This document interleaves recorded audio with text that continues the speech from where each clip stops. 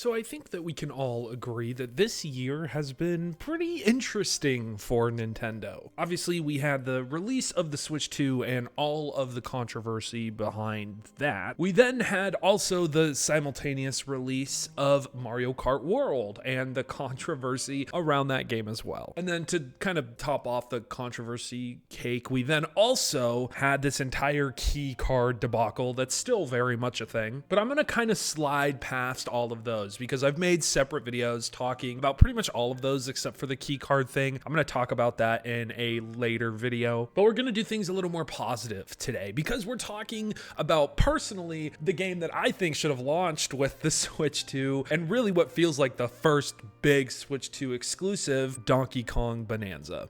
Now, this isn't a complete review. I'm about 15 to 20 hours into my own experience, so don't take this video as that. This is more of a early discussion as well as just my general thoughts for the game because I've reached a point where I don't think too much is going to be introduced or changed from where I'm at. I feel like I've gotten a really good idea, and honestly, you can really feel how this game is going to treat you by pretty much the second or third kind of sub-layer. And personally, I am having a absolute blast with this game. To give some context about me, I'm a big Nintendo fan. I've talked about that before. I had a GameCube growing up. I used my Wii primarily for the GameCube backwards compatibility, and one of those games that I still have in my collection is Donkey Kong Jungle Beat. You know, the game with the bongos? Yeah, that one. So Donkey Kong for me has always been probably my favorite Mario side character outside of like Shy Guy or Yoshi. And over the last couple years, I've always felt like Donkey Kong needed something more. Obviously, we had Tropical Freeze.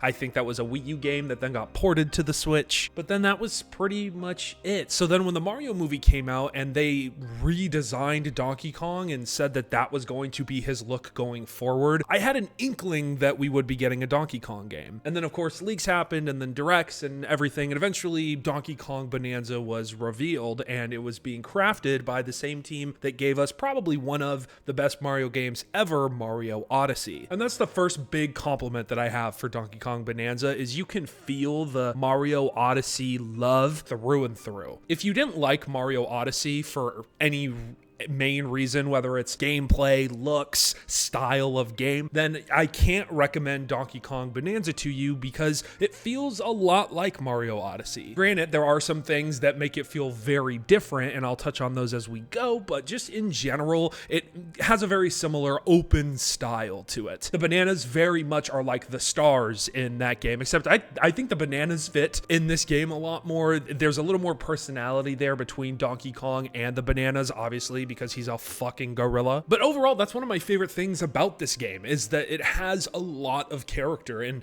you can really feel the love in this game for Donkey Kong and for the world that they crafted here. A lot of the sub-layers eventually kind of mesh together in your head, and it might feel like one big world between the different sub-layers. It's hard to explain. Basically, Donkey Kong falls through, right? You're trying to get through to the Earth's core, you and Pauline. Each major sub-level layer that you hit also has like mini sub-layers within it that you have to connect bananas for and things like that. Now, what makes this game very different from Mario Odyssey is you don't have to collect the bananas that are hidden or in the challenge runs or anything like that. It is recommended though, because the more bananas you get, every 5, I believe, you unlocked a skill level. And these are just kind of your typical punch the terrain harder, surf on the terrain better, do a better ground pound in terms of collection or sonar, things like that. And then with all of the Bonanza modes, like the one that looks like Super Saiyan and the zebra and the bird and the snake, all of those also have their own little skill trees. So you can really play this game a little differently if you choose to. I'm excited to see how people speedrun this game and challenge run this game, because there are definitely parts where I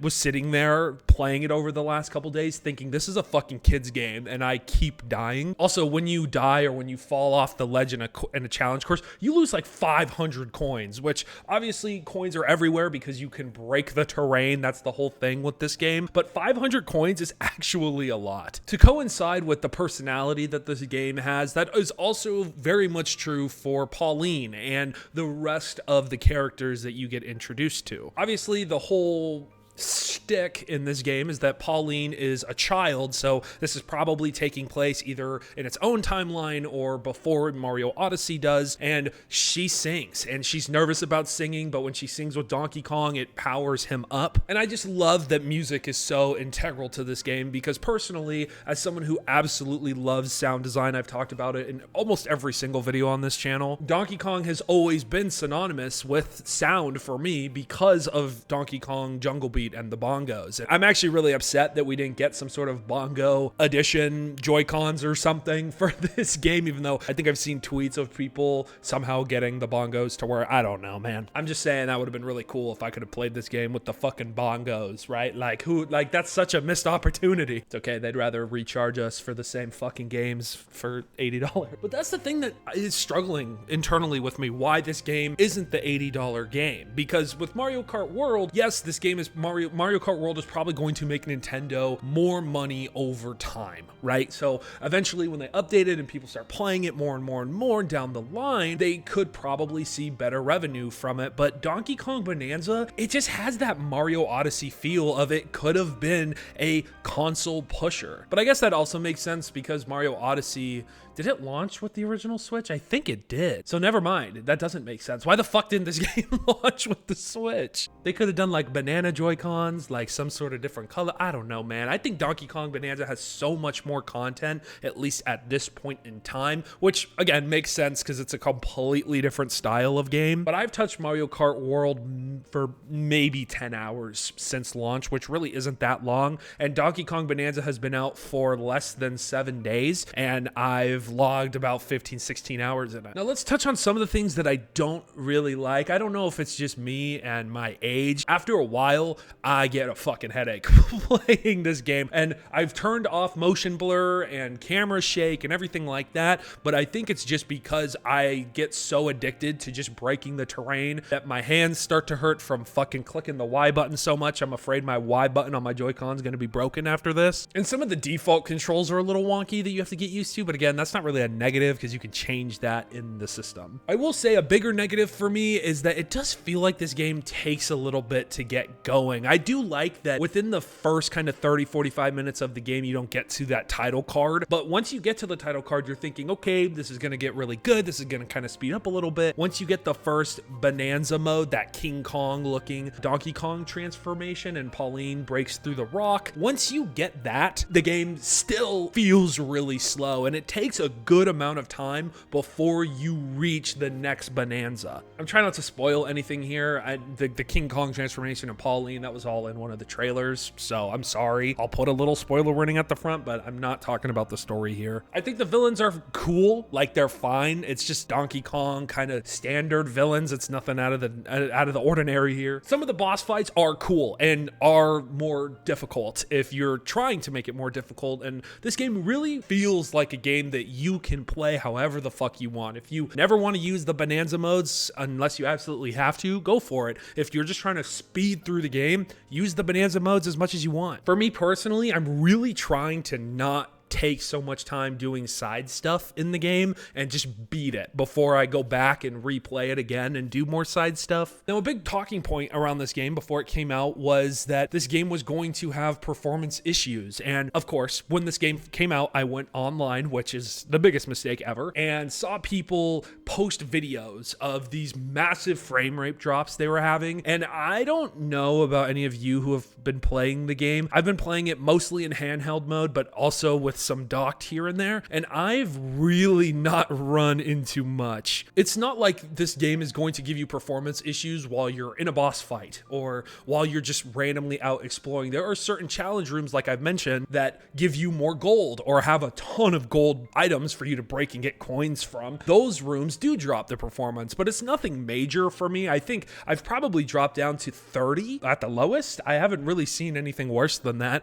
And again, in the 15 kind of 16 16-ish hours I've played of this game, it's maybe happened a handful of times. It was nothing that broke my immersion, nothing that made me frustrated with the game. I haven't lost any challenge runs from frame rate drops. I've only lost them from me being a goddamn moron. And I'm really trying not to talk about the challenge little dungeons that are around on the map, because a lot of them are really cool. And there's one in particular, and I think the second sub-layer, that is just so iconic and so fun and makes me want a full different type of Donkey Kong game. I'm not going to talk about it, but it's really good. Donkey Kong's design here just fits. I don't know. Again, as someone who grew up with the other DK model, I was very much concerned when they changed him to look like the Seth Rogen one from the movie, but it works, man. He's so much more expressive. His relationship with Pauline in this game too is rushed for sure, but again, this is a kid's game, so it kind of depends on how you want to take it. I think there could have definitely been a lot more to build their relationship, because it's pretty much the second DK meets Pauline, they're buddies. I would have liked a little more development there. I do really like, though, that we have some voice acting here in a mainline Nintendo game. Obviously, I know that I think Mario Odyssey had some. Obviously, Breath of the Wild and Tears of the Kingdom had voice acting, but it's always good to see that route, and hopefully other franchises like Pokemon follow suit. But the music here is probably the best in a Nintendo Switch game in a long time. I think the music in this game is just drop dead fantastic, and I have not had a single complaint yet. The challenge run, different soundtracks, the main soundtracks, Pauline's songs, like things like this just make this game so much better than it could have been, and I'm so happy that they're included here. Is this game Game of the Year? No, not for me. I don't think it even comes close to games like Expedition 33, but this game is definitely fantastic in its own right, and I've been going bananas for it. I definitely think that Nintendo fucked up with not having this game be ready at launch and being a launch title, because I think it really showcases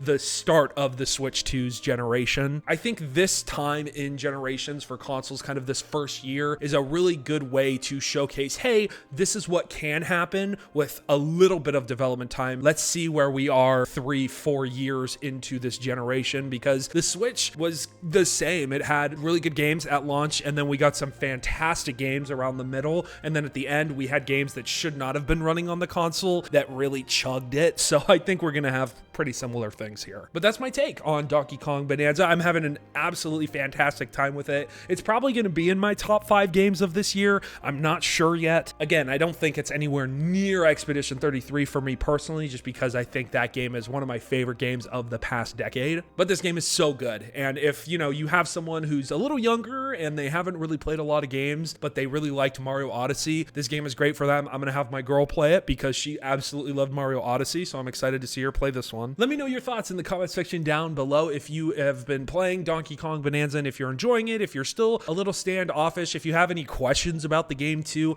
I'll answer them in the comments just without spoilers. This has been Nate, and I will see you guys in the next video. Peace out.